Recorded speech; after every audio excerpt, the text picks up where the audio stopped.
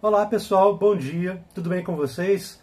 Vamos dar continuidade àquelas aulas de história do curso e hoje eu vou falar um pouco para vocês sobre os antecedentes da Primeira Guerra Mundial.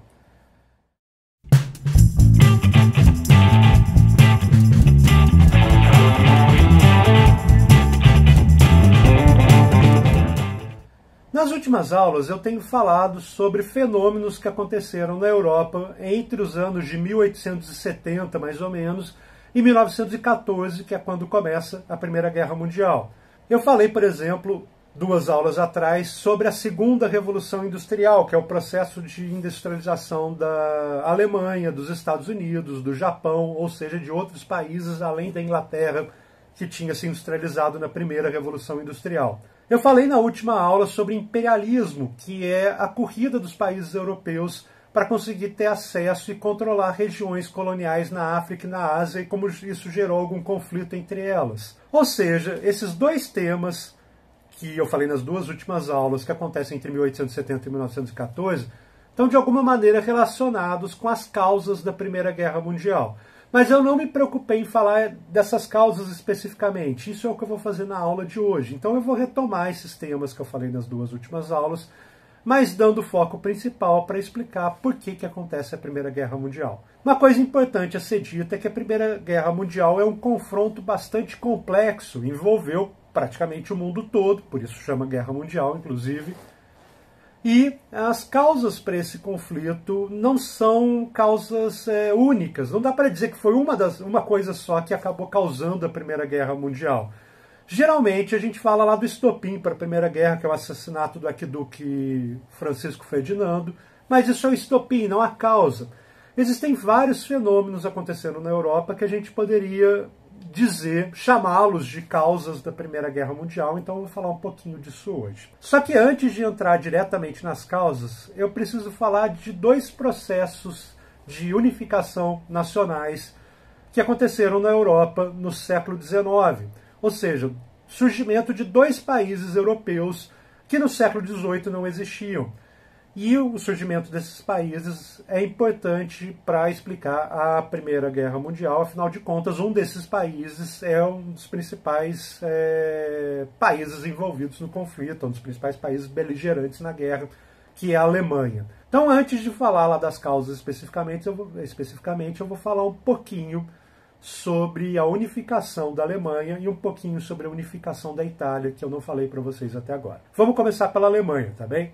Eu comentei com vocês na aula sobre nacionalismo que os estados europeus na virada do século XVIII para o século XIX estavam preocupados na criação de uma identidade nacional que desse coesão para a sociedade dentro desse estado, que desse algum motivo para essa sociedade, por exemplo, ir para a guerra e morrer em nome desse estado que estava surgindo na virada do século XVIII para o século XIX.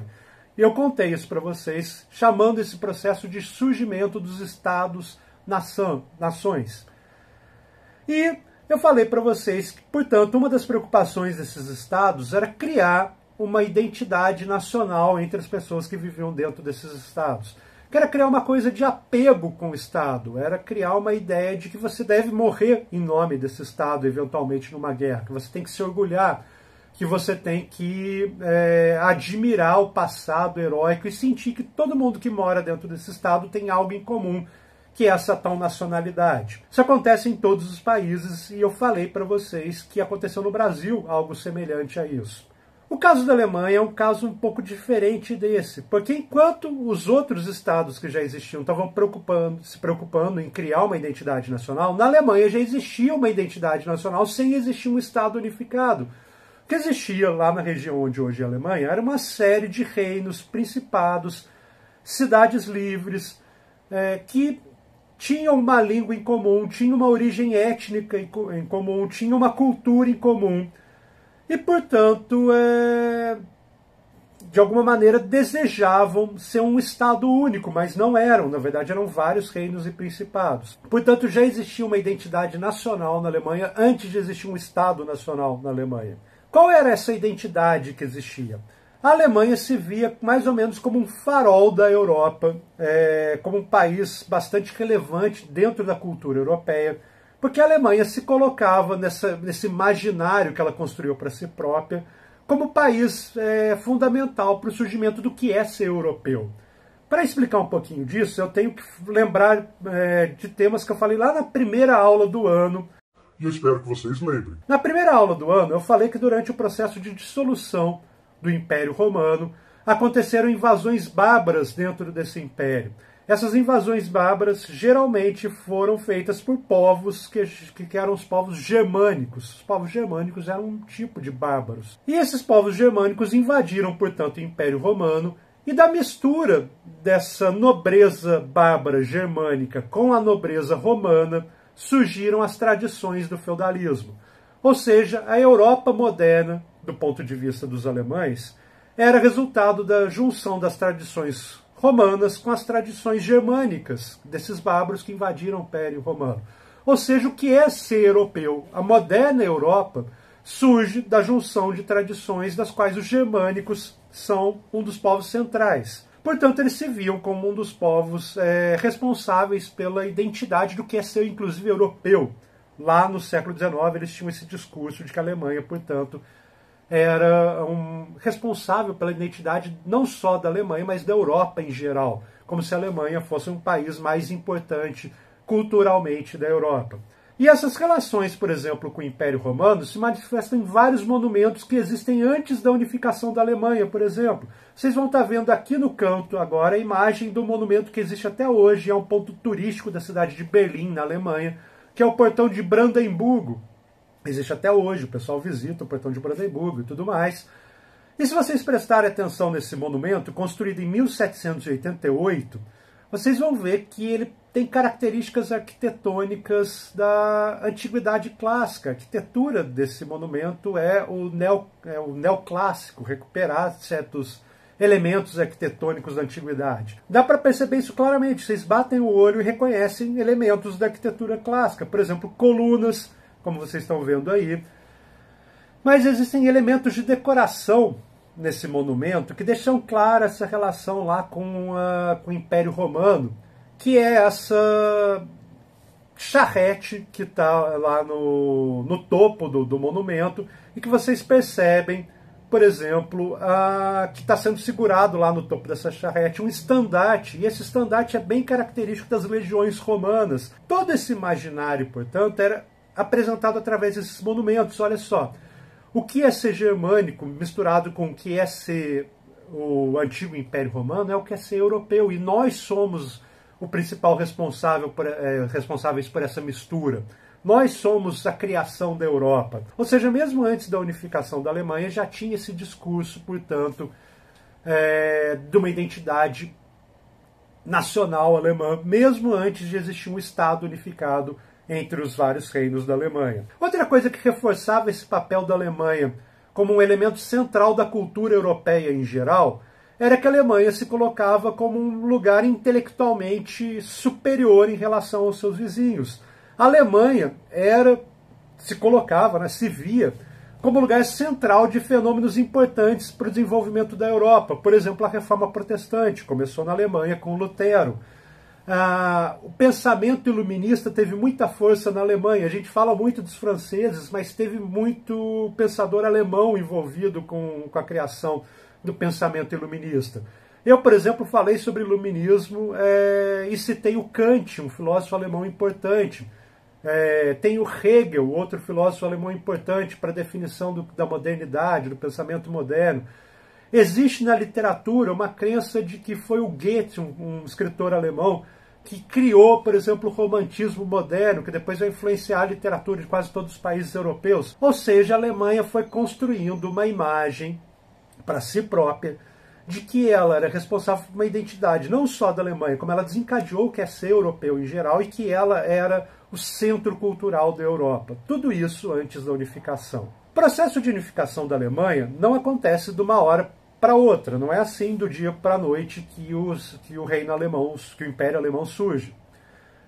Acontecem alguns eventos preparatórios, por exemplo, como a unificação alfandegária dos vários reinos alemães.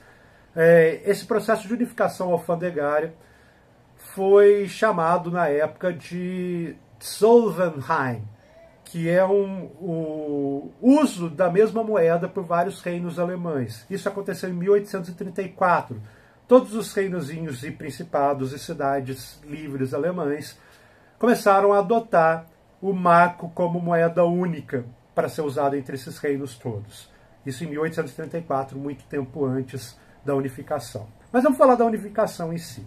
Esse mapa que eu mostrei, que vocês estão vendo aqui no canto, e eu inclusive já mostrei esse mapa para vocês numa outra oportunidade na aula passada, ele mostra os vários reinos da Alemanha antes da unificação. Vocês estão vendo aí em azul um reino bastante grande que é a Prússia, que se estende desde lá da fronteira com a Rússia até a fronteira com a Bélgica, com a França. A Prússia era o país mais industrializado, mais rico dos reinos alemães antes da unificação. E é ela que vai dar início ao processo, às guerras de unificação da Alemanha. Afinal de contas, se eu quero unificar vários reinos, isso significa transformar uma região que tem vários príncipes, vários reis, vários mandatários, num lugar em que só vai ter uma pessoa que manda. E é natural que esses reis e príncipes que vão perder o poder resistam, portanto, ao processo de unificação.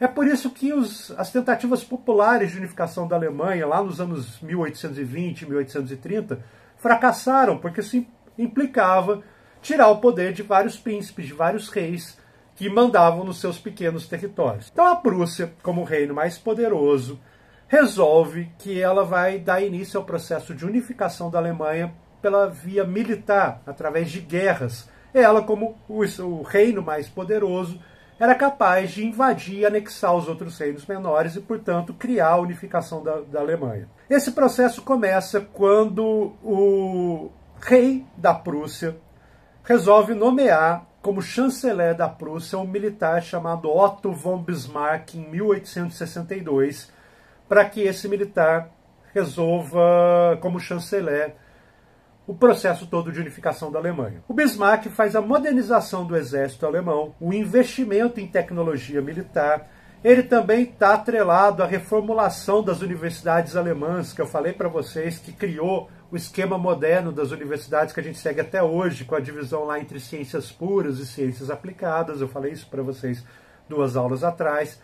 Enfim, a Prússia está se modernizando a partir de 1862 com a ideia de desencadear uma guerra que unificasse todos esses reinos. E essas guerras vão começar a acontecer a partir de 1864. Entre 1864 e 1871 rolam 3 guerras entre a Prússia e os reinos vizinhos. E essas guerras são para unificar, portanto, a Alemanha e fazer surgir o Império Alemão. A primeira dessas guerras são contra os estados do norte do que hoje é a Alemanha, e essas guerras ficaram conhecidas como Guerra dos Ducados Dinamarqueses. Acontece em 1864. Em seguida, em 1866, tem uma guerra da Prússia contra os estados autônomos do sul do que hoje é a Alemanha, e essa guerra ficou conhecida como Guerra Austro-Prussiana, que é quando os estados do sul são unificados à Prússia.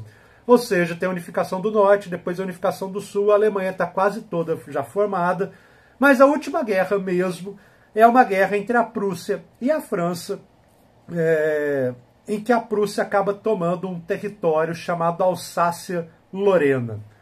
A Alsácia-Lorena, crianças, é uma regiãozinha na fronteira da França com a atual Alemanha, e essa região pertencia à França, mas foi tomada pelos prussianos na Guerra Franco-Prussiana de 1871. Essa guerra é importante por vários aspectos. Primeiro, como eu falei já na última aula, foi o último conflito que aconteceu na Europa antes da Primeira Guerra Mundial. Isso foi em 1871. Ou seja, entre 1871 e 1914, um período grande de anos, a gente tem uma paz entre os países europeus, pelo menos dentro do continente europeu. Esses países estão brigando lá na África e na Ásia, mas dentro do continente europeu não está tendo conflito entre eles. Ou seja, é um período de relativa paz, que a gente chama de paz armada, porque ao mesmo tempo que não está tendo nenhum conflito entre os países europeus, esses países europeus esperam que aconteça um conflito grande entre eles no futuro, e eles começam a investir em tecnologia militar, em armamentos, em aumento do exército. Ou seja, é um período de paz, mas é um período também de preparação para a guerra, porque o gasto desses países europeus com com questões militares aumenta muito durante o período da paz armada. É esse período de paz aí que a gente também chama de Belle Époque, porque se está tendo paz e está tendo dinamismo cultural, está tendo crescimento econômico, esses países começam a ter uma vida um pouco melhor. Isso acaba se manifestando principalmente por causa de um dinamismo cultural que a gente chama de Belle Époque, que eu falei para vocês na última aula. Então, voltando à Guerra Franco-Prussiana de 1871 foi o último conflito na Europa antes da Primeira Guerra Mundial. E dá início a esse processo da paz armada. Outra coisa importante é que a tomada desse território da Alsácia-Lorena, que a Prússia tomou da França, vai gerar uma situação bastante complicada nas relações diplomáticas entre a França e a Alemanha. Primeiro que a França vai alimentar desde então uma ideia de revanche. A França fica sonhando com a oportunidade de uma revanche contra a Alemanha e retomar de volta, inclusive, é tipo subir para cima, né? Então a França vai alimentar uma ideia de retomar o território da Alsácia-Lorena, e eles vão conseguir fazer isso lá na Primeira Guerra Mundial. Então esse revanchismo francês é uma das tensões que estão acontecendo na Europa às vésperas da Primeira Guerra. A França quer se vingar da Alemanha, e a gente vai ver daqui a pouco como isso se manifesta. Esse território hoje pertence à França, é onde fica a cidade de Estrasburgo, na França, mas era uma região que passou de mãos várias vezes, era da França, foi para a Alemanha e depois voltou para a França. Passadas essas três guerras que eu falei para vocês, entre 1862 e 1871, finalmente está formado o Império Alemão, a partir de 1871. Existe a coroação do imperador alemão, e é interessante que essa coroação é inclusive feita no Palácio de Versalhes, simbolizando a vitória alemã na Guerra Franco-Prussiana. Tem uma imagem aqui de um quadro que mostra a coroação do imperador Guilherme como imperador do primeiro Império Alemão, a partir de 1871. Isso é feito lá em Paris, no Palácio de Versalhes, celebrando a vitória da Prússia na Guerra Franco-Prussiana, e, portanto, ali a Prússia deixa de ser Prússia e passa a ser Alemanha, quando todos os reinos estão unificados. Vocês vão ver nessa imagem aí que aparece o imperador Guilherme sendo coroado, e também aparece o tal do Otto von Bismarck, de branco, bem no centro do quadro, o chanceler responsável pelas guerras de unificação da Alemanha. Então o que está acontecendo é que a Alemanha surge a partir de 1871 como uma potência militar dentro da Europa, e como eu já falei para vocês algumas aulas atrás, isso implica no fim daquela lógica do equilíbrio europeu, que todos os países deveriam ter mais ou menos a mesma força para evitar que um deles, caso quisesse, resolvesse sair por aí invadindo os outros países. O surgimento da Alemanha muda toda essa configuração de forças na Europa, e a Alemanha passa a ser uma potência no centro da Europa a partir de 1871. Então essa é a história mais ou menos da unificação da Alemanha, e aqui a gente já tem um dos primeiros focos de tensão internacional, que é uma das causas da Primeira Guerra Mundial, a tensão entre a França e a Alemanha, o revanchismo francês, ocasionado pela derrota na Guerra Franco-Prussiana de 1871. Vamos falar um pouquinho agora sobre o surgimento da Itália, que tem um nome pelo qual ele é conhecido em italiano, que é Risorgimento. O surgimento da Itália, ele também tem a ver com uma identidade nacional que já existia naquela região, mesmo antes da unificação desses reinos todos, que depois vão dar origem à Itália. E essa identidade é um pouco mais óbvia. A identidade do reino italiano é a identidade do Império Romano. Durante todo o processo de unificação da Itália, até mesmo depois, até a época do fascismo, a Itália se colocava como necessária para recuperar, a unificação da Itália se colocava como necessária para recuperar as glórias do antigo Império Romano. Ou seja, aqui também na Itália tem essa questão do imaginário, da identidade, remontando lá à Antiguidade Clássica, já que a Itália seria a principal herdeira do Império Romano, e, portanto, a unificação dela era necessária para recuperar essas glórias do passado. Tem algumas regiões ali na Itália que resistem ao processo de unificação, que são regiões que tinham línguas mais um pouquinho diferentes, uma cultura um pouquinho diferente. E as regiões que resistiam ao processo de unificação eram no norte, a região onde hoje é Veneza, que era o reino lombardo-vêneto. Essa região tinha uma outra língua, o vêneto, que inclusive é falada até hoje. A língua cotidiana, por exemplo, na região de Veneza ainda é o vêneto. Existem placas, por exemplo, em Veneza que não estão escritas em italiano, estão escritas em vêneto, que é bem parecido com o italiano, mas na verdade é uma outra língua. E tem também o reino das duas Sicílias, que era o equivalente à Sardenha e à Sicília, que também era uma região culturalmente diferente e, portanto, também resistia à ideia de identidade nacional italiana e à ideia de unificação. Assim como a Alemanha, a Itália também vai se unificar a partir de guerras, a partir do reino mais poderoso, que vai conseguir impor a unificação pela força. E esse reino é o reino do Piemonte-Sardenha.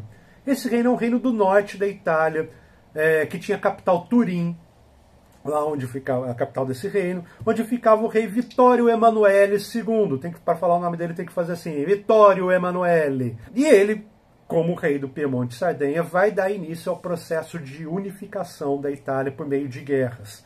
Entre 1859 e 1871, o reino do Piemonte-Sardenha vai desencadear uma guerra de cima para baixo na Itália, do norte para o sul. Ele vai invadindo os outros reinos e ele vai contar com a ajuda de um grupo de militares, de mercenários italianos envolvidos com a causa da unificação, liderados por um cara chamado Giuseppe Garibaldi, que inclusive tinha lutado aqui no Brasil, lá na Revolução Farroupilha. Ele é italiano, então ele volta para a Itália, e na Itália ele lidera um grupo de mercenários que luta junto com o reino do Piemonte-Sardenha para fazer a unificação da Itália. Então, enquanto as tropas do Piemonte-Sardenha vêm do norte para o sul, unificando a Itália, o exército de Giuseppe Garibaldi, chamado Camisas Vermelhas, vai do sul para o norte, também invadindo os diferentes reinos e provocando a unificação da Itália. Essas guerras acontecem entre 1859 e 1871 e acabam provocando a unificação do reino italiano. Uma coisa importante desse processo de unificação da Itália é que, ao invadir os outros reinos, o reino do Piemonte-Sardenha acaba invadindo o que hoje o que na época eram estados da igreja, os estados papais. E durante muito tempo, por causa dessa ocupação do Piemonte-Sardenha, que deu origem à unificação da Itália, dessa invasão de estados papais, de regiões controladas pelo Papa, a igreja se colocou como refém do Estado italiano durante muito tempo. Entre 1871, quando surge a unificação, até 1929, a igreja católica oficialmente colocava que suas terras estavam ocupadas pelo reino italiano e que, na verdade, a igreja era refém desse Estado italiano. Isso só foi resolvido em 1929, quando a Itália assina um acordo com a Igreja Católica, que é o Tratado de Latrão, em que a Itália reconhece a autonomia do Vaticano, e daí o Vaticano surge como um Estado independente dentro lá de Roma, ou portanto dentro da Itália. Mas esse acordo é feito só em 1929. Entre 1871, também quando termina as guerras de unificação da Itália, até 1929, a igreja afirmava que ela estava sequestrada pelo território italiano. Então esse acordo, em 1929, acaba dando origem ao Estado do Vaticano como a gente conhece hoje. Interessante é que em 1929 quem manda na Itália é o Mussolini.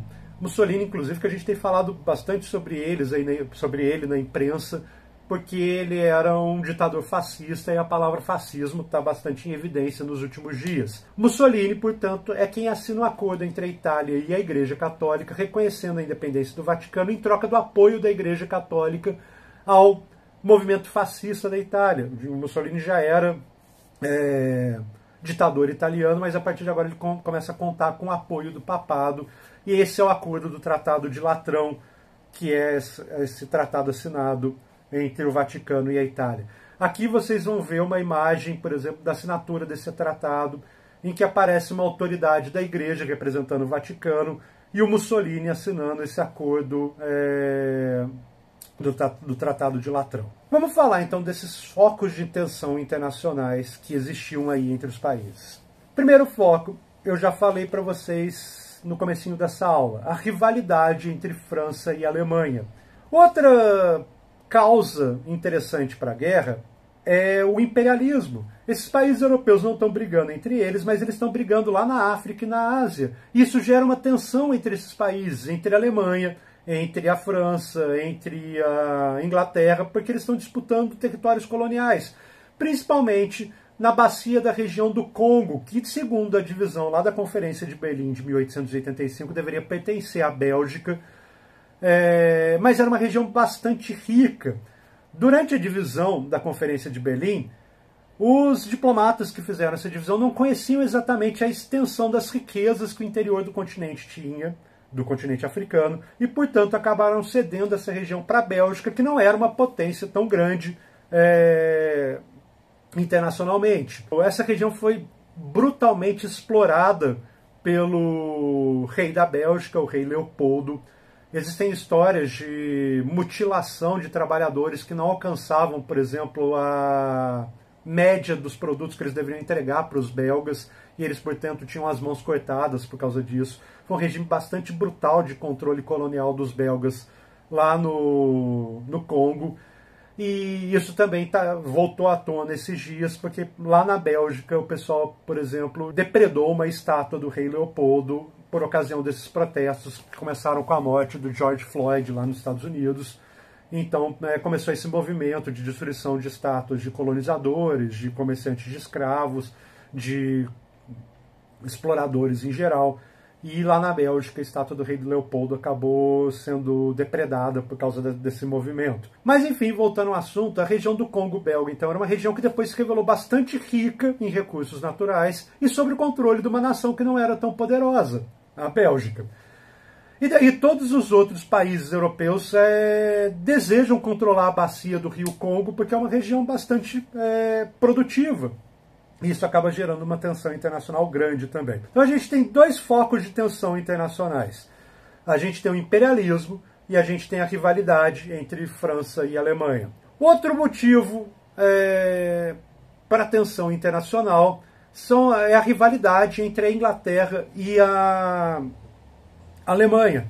Quando a Alemanha se unifica em 1871, só a região da Prússia, da antiga Prússia, que agora é só uma das partes da Alemanha, era uma região de fato industrializada. E agora ela vai levar esse projeto de industrialização para o resto da Alemanha toda. E a Alemanha vai começar a se industrializar de uma maneira muito rápida. Tanto que eu falei para vocês, no início do século XX, o produto interno bruto da Alemanha já supera o produto interno bruto da Inglaterra.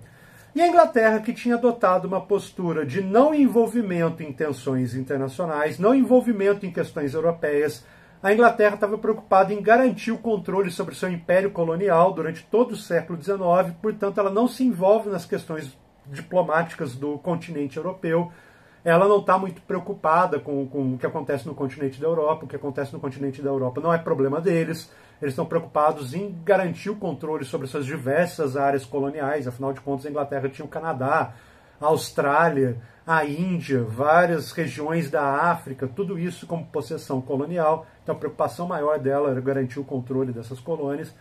E daí ela não dá muita trela para os conflitos europeus até por volta de 1905, quando a Alemanha se torna a principal potência econômica da Europa. E daí a Inglaterra começa a se preocupar com essa ascensão alemã. Então ela começa a tomar atitudes para prejudicar a economia alemã ou para impedir o desenvolvimento maior da economia alemã, já que a economia alemã tinha se tornado maior que a economia inglesa. Então a gente tem um terceiro foco de tensão internacional aí, que são as questões envolvendo o desenvolvimento econômico da Alemanha, principalmente em contraponto à Inglaterra, que não queria perder a situação de principal economia do mundo. Quarto foco, eu já falei para vocês um pouquinho, a gente tem aí a questão da paz armada. Existe uma competição internacional para o desenvolvimento de tecnologias militares. Os países estão investindo no desenvolvimento de tecnologias militares novas. Para vocês terem uma ideia, isso implica em várias inovações feitas para a guerra. Por exemplo, a metralhadora surge em 1862, a primeira metralhadora. E é bastante interessante porque isso aumenta muito a capacidade mortífera das armas de fogo. Até então, as armas usadas na Europa elas tinham uma capacidade de tiro muito reduzida. Por exemplo, eu tinha que usar aqueles fuzis em que eu colocava bala, colocava pólvora, colocava bala,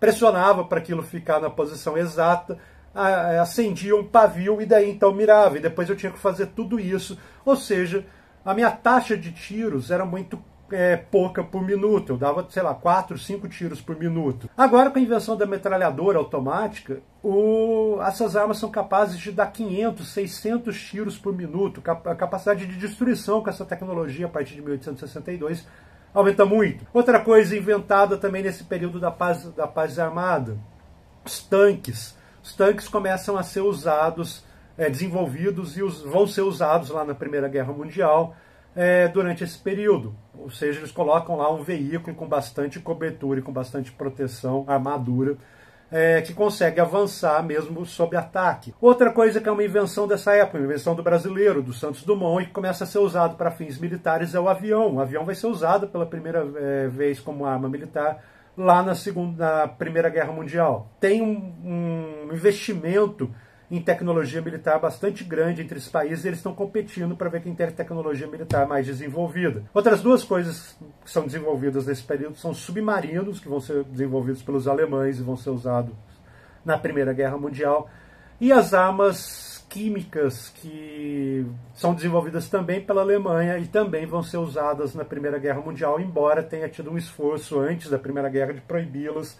Elas são usadas na Primeira Guerra sem discriminação. Portanto, aí a gente tem vários focos de tensão internacional. O último foco de tensão internacional que eu tenho para falar para vocês são as tensões envolvendo o nacionalismo nos Balcãs. Esse é um dos focos de tensão internacional, e na verdade é por causa desse foco de tensão internacional que a gente vai ter o estopim da Primeira Guerra Mundial. Mas vamos falar um pouquinho aí sobre o que está acontecendo lá na região dos Balcãs. Tem um mapa antigo que vocês estão vendo aqui, que ele mostra o Império Austro-Húngaro lá por volta de 1890, tá certo?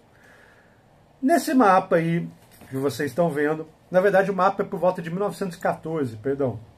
Coloquei a data errada. Nesse mapa que vocês estão vendo, bem no centro dele, em verde, vocês vão ver o Império Austro-Húngaro e abaixo dele a região dos Balcãs. O verde que está aí no meio, portanto, é o Império Austro-Húngaro. E eu falei para vocês que o Império Austro-Húngaro é um império transnacional. O que isso significa? Eu já falei, mas vamos repetir. É um estado que dentro dele tem várias nações, grupos que se veem como diferentes culturalmente, etnicamente e linguisticamente. Mais que isso, o Império Austro-Húngaro, além de ser um império transnacional, ou seja, dentro dele já existiam várias nações, como a nação austríaca, a nação húngara, já está até no nome, Império Austro-Húngaro, por exemplo. O Império Austro-Húngaro também tem o desejo de ampliar a sua área de influência para a região dos Balcãs, que é essa região abaixo aí do Império Austro-Húngaro, onde fica hoje, por exemplo, a Macedônia, a Grécia, a Bósnia, a Croácia, a Sérvia. Todas essas regiões, todos esses países hoje são o que a gente chama de Balcãs. E o Império Austro-Húngaro, que está logo ali em cima, ele quer ocupar essa região dos Balcãs. Por quê? Porque todo país europeu era imperialista naquela época. E a Áustria, o Império Austro-Húngaro, quer expandir seu território para essa região dos Balcãs. Essa região dos Balcãs pertencia ao Império Turco até o início do século XX. Só que o Império Turco está muito fragilizado. E essas regiõezinhas todas aí que eu falei para vocês, a Grécia, a Bósnia, a Croácia, conseguem se libertar do Império Turco e se tornar países independentes. E a Áustria, que está logo ali em cima, vê esse processo acontecer e pensa, já que esses países pequenos acabaram de se tornar independentes do Império Turco fragilizado, eles estão meio que disponíveis e fragilizados também para ser ocupados pelo Império Austro-Húngaro. O Império Austro-Húngaro tem um interesse bastante imperialista na região dos Balcãs. Sabe quem tem um interesse imperialista na região dos Balcãs também? Os russos. O Império Russo também é um império nacionalista, ele também quer dominar mais regiões, ele também quer expandir a sua área de influência.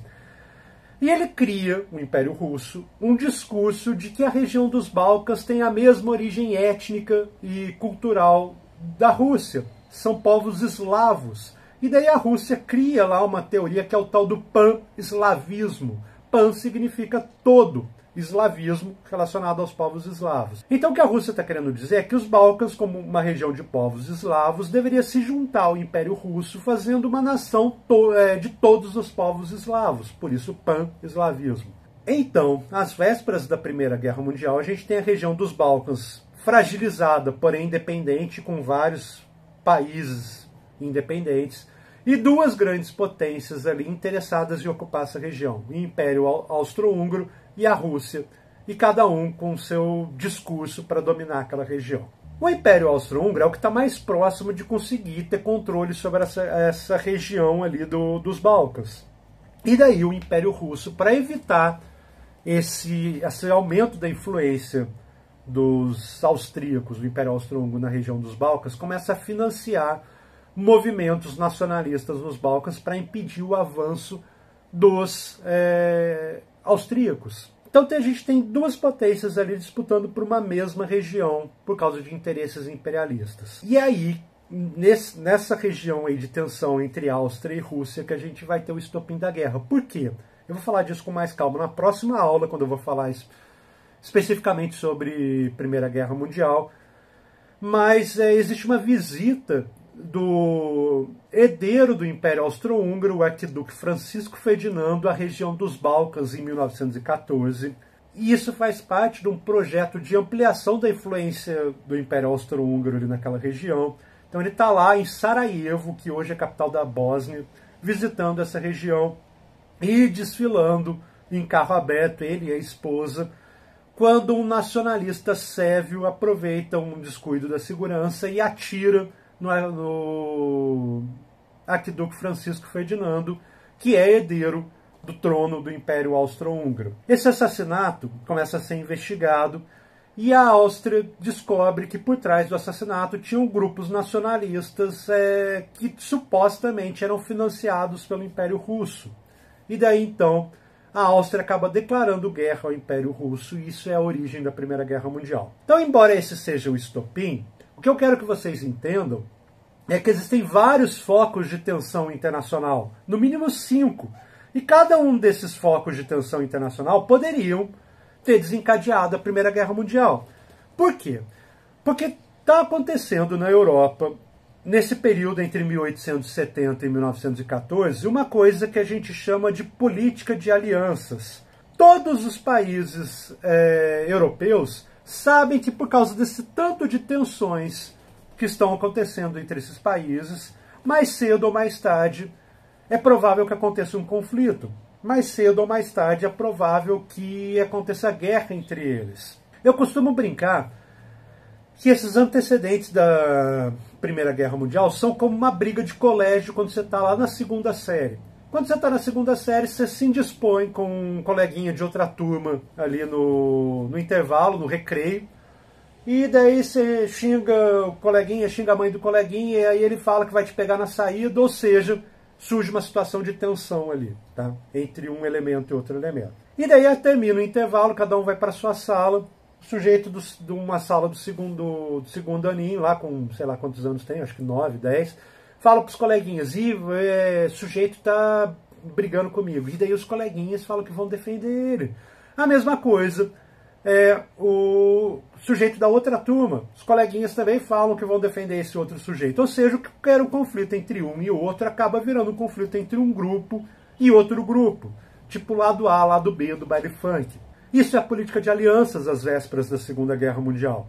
Perdão, às vésperas da Primeira Guerra Mundial. Esses países estão envolvidos em tantos focos de tensão que eles começam a pensar que mais cedo ou mais tarde eles vão inevitavelmente entrar em guerra. E que, portanto, era bom procurar aliados para essa futura guerra que vai existir.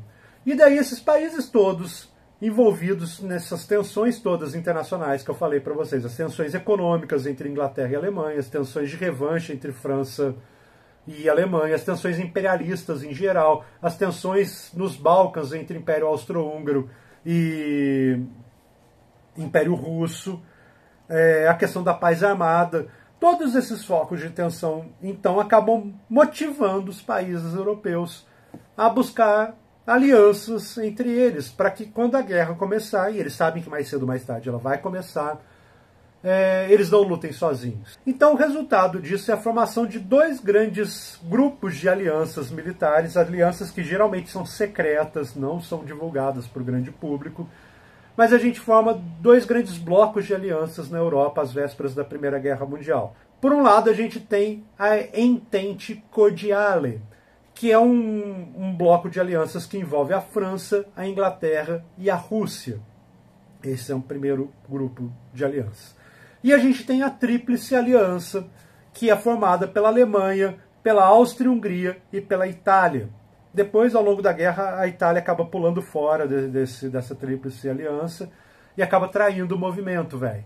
Mas o importante é que a gente tem dois blocos de alianças aí, alianças secretas entre grupos de países, e eles formam esses blocos pensando no futuro conflito que está por vir. O mais importante é que esses blocos de aliança, eles são defensivos. Caso um dos países que compõem um bloco seja atacado, todos os outros países que compõem o bloco se comprometem a defender esse país atacado. Ou seja, como eu tenho vários focos de tensão internacional e dois blocos de países aliados, basta que um deles declare guerra contra outro, que todo mundo desse bloco vai ser envolvido e todo mundo desse bloco vai ser envolvido também. E é exatamente isso que acontece como causa da Primeira Guerra Mundial. No caso, o estopim foi o assassinato do Francisco Ferdinando, que desencadeou uma guerra da Áustria contra a Rússia, que fez com que os aliados da Rússia, isto é, a França e a Inglaterra, declarassem guerra à Áustria, e os aliados da Áustria, Alemanha e Itália, declarassem guerra ao bloco do outro lado. O que aconteceu foi o assassinato do Francisco Ferdinando como estopim, mas poderia ter sido qualquer outra declaração de guerra motivada por qualquer outra das tensões que eu falei para vocês. A Europa era um barril de pólvora às vésperas da Primeira Guerra Mundial. Era um período de paz, mas era um período de paz de preparação para a guerra. Bastava uma faísca para que esse barril de pólvora se tornasse a Primeira Guerra Mundial, e foi isso que aconteceu. Voltando lá à metáfora da briga de crianças de 10 aninhos na escola, então todo mundo volta para sua sala e combina com os coleguinhas. E vamos dar porrada no pessoal lá da turma do segundo ano B. E o pessoal do segundo aninho B fala, vamos lá dar porrada no pessoal do segundo aninho A quando terminar a aula. Todo mundo falando, vou te pegar na saída, enfim. Tá armado a situação por conflito. Só que daí o conflito não acontece agora, a gente ainda vai se preparar, vão ter as últimas aulas depois do intervalo e antes da saída, e esse período é o período da paz armada. E nesse período da paz armada a gente vai negociando aí a briga que a gente vai ter no final da aula, no horário da saída. Vocês sabem que briga não é bagunça, briga tem uns acordos que tem que ter aí. Por exemplo, não pode dedo no olho, não pode chutar as partes baixas do coleguinha, não pode pula pirata. Tem que ter uma regrinha, briga não é bagunça. A Europa também vai fazer isso durante o período da paz armada. Sabendo que o conflito está chegando, os países europeus vão começar a se preocupar em estabelecer regras para um conflito, regras diplomáticas para um conflito armado que está por vir. Essas regrinhas são estabelecidas lá nas convenções internacionais e elas acontecem em Genebra e em Haia, Genebra na Suíça, e Haia na Holanda. Essas convenções internacionais, elas estabelecem um conjunto de regras que todos os países diplomaticamente acabam concordando, que são regras para os próximos conflitos armados que acontecerem entre os países. Isso é a origem do sistema internacional de países que debatem diplomaticamente um conjunto de regras supranacionais. E elas estabelecem algumas coisas importantes. Por exemplo, a Convenção de Genebra, ela é a primeira convenção a estabelecer que médicos militares deveriam usar uma identificação, que geralmente é uma faixa com uma cruz vermelha, e que eles não deveriam ser alvo militar durante o conflito, porque eles não estavam ali para matar ninguém, eles estavam, pelo contrário, para cuidar de feridos. E daí, então, surge na Convenção de Genebra a ideia de que médicos não são alvos durante conflitos, durante combates. Tá? Você deveria preservar a vida daquele cara. E do mesmo jeito que também ele está ali para salvar vidas. Isso não significa que ele vai salvar a vida só do cara do meu país. Ele pode eventualmente ser solicitado para salvar a vida de um combatente do exército inimigo. É uma ideia, portanto, de que os médicos em conflito não devem ser atacados. Embora isso surja em 1864, não foi cumprido na Primeira Guerra Mundial e nem na Segunda, por exemplo. Inclusive, existem relatos de que o pessoal mirava primeiro no médico para evitar que os feridos não se curassem do exército inimigo.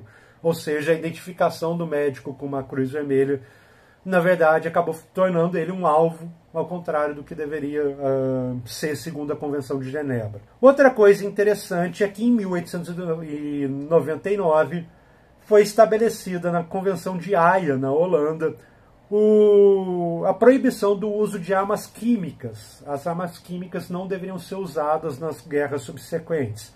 Óbvio que também isso não foi respeitado. Na Primeira Guerra Mundial, a Alemanha começa a experimentar o uso das suas armas químicas. A Alemanha é o primeiro país a desenvolver em larga escala as armas químicas.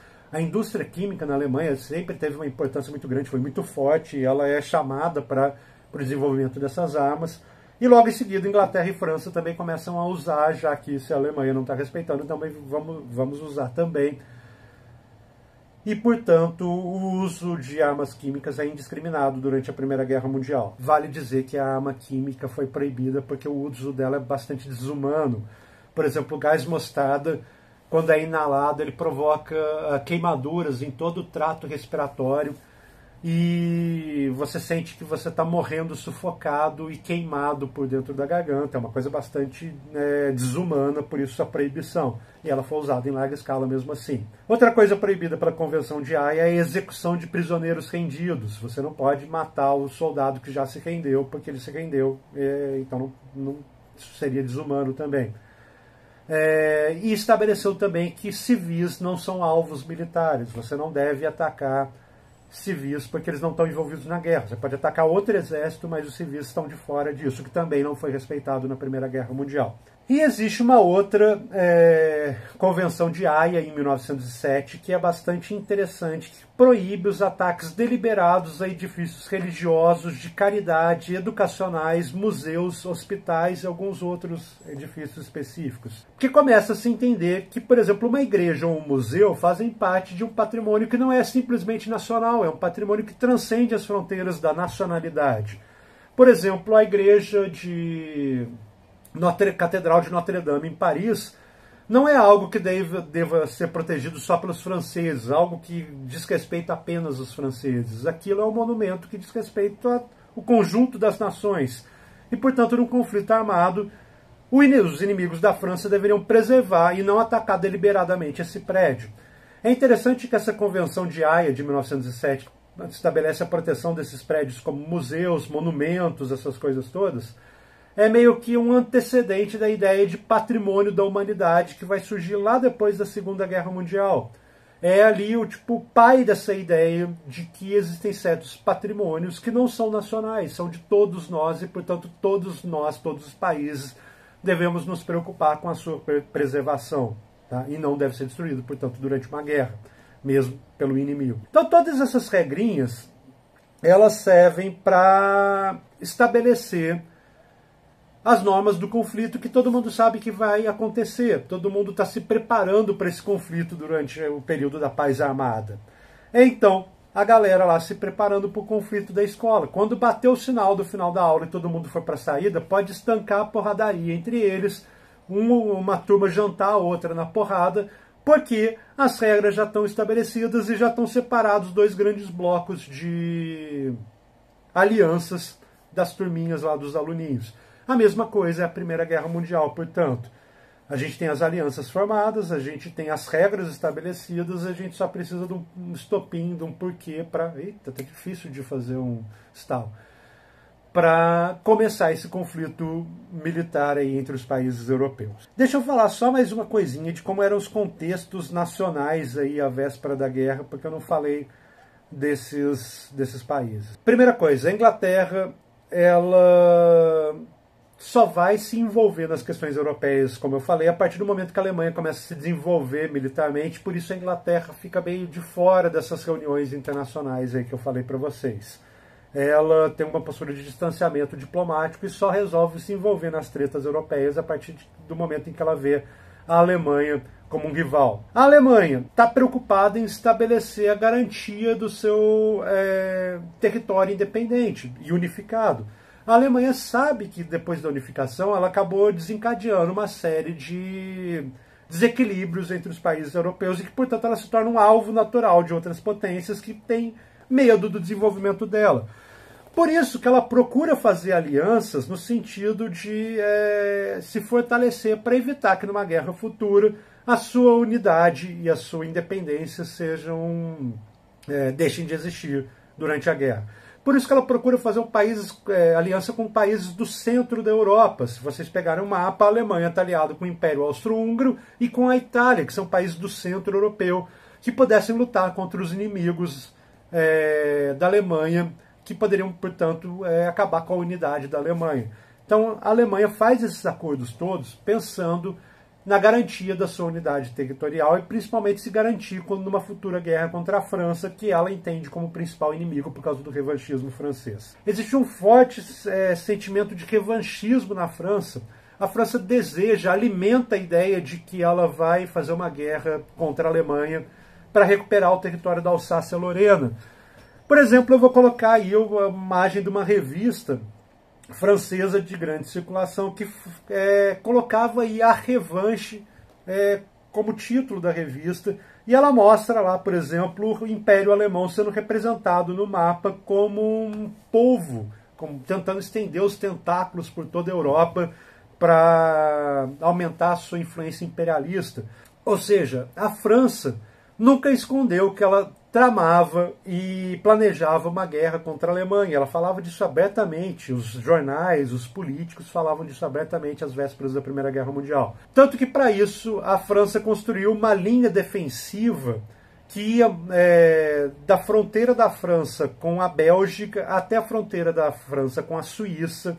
O objetivo dela era impedir um avanço alemão em caso de guerra. Ou seja, a França se preparou para a Primeira Guerra Mundial, porque ela sabia que ela ia entrar em guerra com a Alemanha mais cedo ou mais tarde. Essa linha defensiva de trincheiras e fortificações que vai ao longo da fronteira da França, desde a Bélgica, passando pela Alemanha até a Suíça, ela foi a responsável por parar o avanço das tropas alemãs na Primeira Guerra Mundial, e as tropas alemãs ficaram ali, paradas nessa linha defensiva, atacando as tropas francesas, que, por sua vez, também não conseguiam fazer as tropas alemãs recuarem.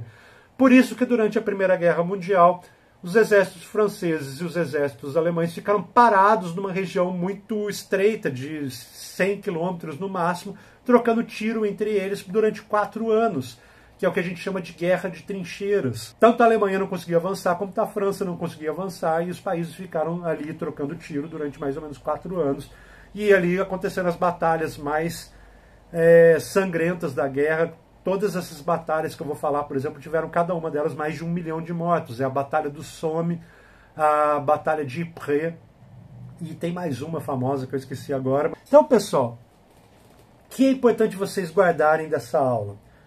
Que existem uma série de tensões internacionais e que cada uma delas poderia ter desencadeado o conflito europeu. Essas tensões todas envolvem tensões imperialistas, o revanchismo francês, o controle sobre a região dos Balcãs, o desenvolvimento militar da paz armada e as questões econômicas envolvendo a Inglaterra e a Alemanha. Então, qualquer uma dessas coisas poderia ter desencadeado a Primeira Guerra Mundial. Portanto, eu falo que não existe uma causa para a Primeira Guerra Mundial. Existem várias causas, e no final das contas foi o assassinato do Francisco Ferdinando, ou seja, que ali estava relacionada a tensão entre Áustria e Rússia, que acabou desencadeando o conflito. Inclusive, a guerra não foi desencadeada originalmente pela Alemanha, embora a Alemanha, ao final da guerra, vai ser considerada a grande culpada pelo conflito. Então é isso, pessoal. Isso é tudo que eu tinha para dizer. Se vocês têm alguma dúvida, não hesitem em mandar lá um zap, que eu respondo na hora. E se vocês não entenderam qualquer parte da matéria, podem me mandar, não precisa se preocupar. Qualquer dúvida eu estou aí disponível para responder para vocês. Então é isso, pessoal. Um abraço. Até semana que vem, quando a gente já começa a falar de Primeira Guerra Mundial. tragam capas, porque a Primeira Guerra Mundial espirra sangue assim na tela, é um negócio bastante terrível, sanguinolento. É o conflito armado, até então, com mais mortes que já tinha existido na humanidade. Então é isso, pessoal. Abraço. Até semana que vem.